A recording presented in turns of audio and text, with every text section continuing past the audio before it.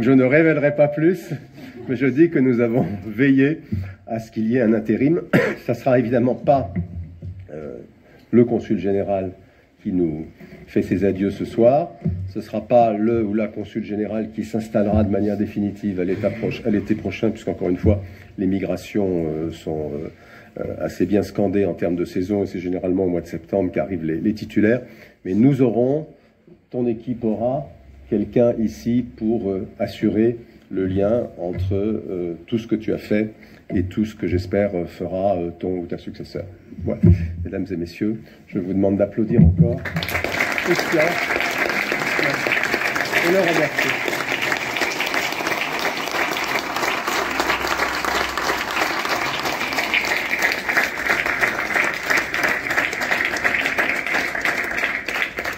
Cher Christian, monsieur le consul général, madame et messieurs les gouverneurs, nous avons un humoriste qui était aussi un moraliste, Pierre Desproges, qui a dit quelque part, la nostalgie, tu en as dit un mot, c'est comme les coups de soleil, ça fait mal que le soir. Et c'est un peu ça aussi qui nous réunit. On a beau être habitué dans ces métiers aux migrations perpétuelles, en quelque sorte, des collaborateurs et finalement de nous-mêmes, au bout d'un certain temps. À chaque fois, c'est un peu de nous qui s'éloignent. Tu t'en vas pas, tu l'as dit. Et dans des équipes qui se forment et qui se déforment, c'est toujours quelque chose d'un petit peu, et même de tout à fait émouvant.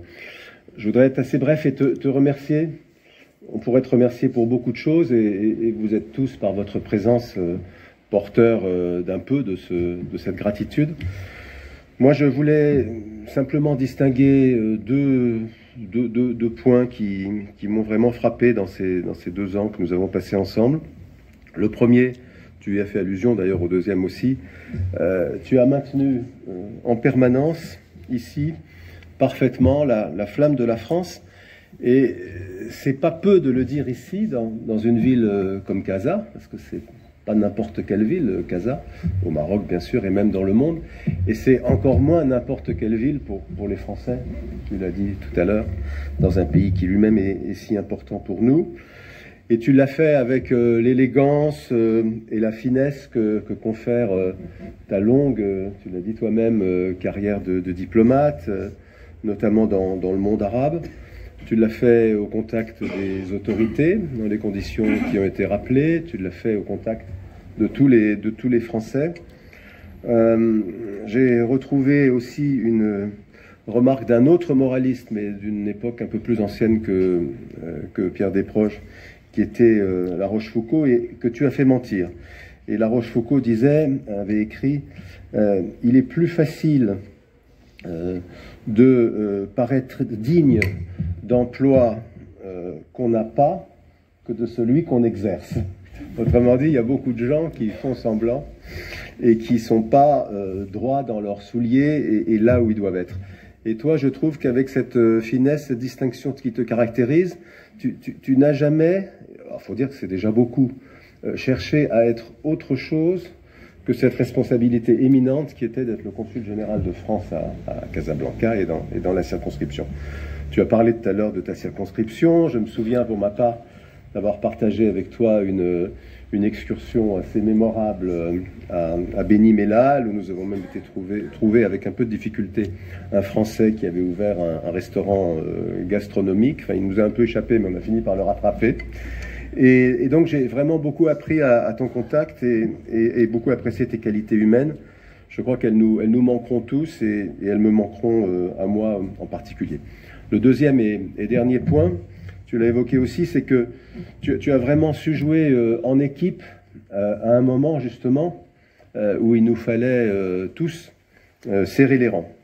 Tu as joué avec les Français, bien entendu, qui sont là. Tu as joué ce rôle avec toutes les institutions nombreuses, présentes à Casa et même au-delà, avec les services de l'ambassade, avec les entreprises aussi, hein, qui sont nombreuses ici et bien représentées par leur porte-drapeau. Et finalement, les gouverneurs le savent, c'est vraiment ensemble que nous avons œuvré, alors puisqu'on parle espagnol ce soir, à cette remontada du drapeau des couleurs françaises ici au Maroc, et qui s'est en particulier caractérisée par la remontada très importante de la délivrance des visas quand je suis arrivé, quand tu es arrivé, parce que tu m'avais devancé d'à peine quelques semaines. On était vraiment à tous égards, à la fois en volume de visas délivrés et dans l'opinion des Marocains au fond du trou. Et nous avons su remonter à peu près aujourd'hui, en 2 ans, au niveau qui était celui d'avant ces crises, et avec une attention très particulière à la qualité des publics, les publics qui avaient été, je l'ai dit, y compris à la radio, en quelque sorte humiliés par certaines directives qui nous étaient venues de Paris. On a cherché, alors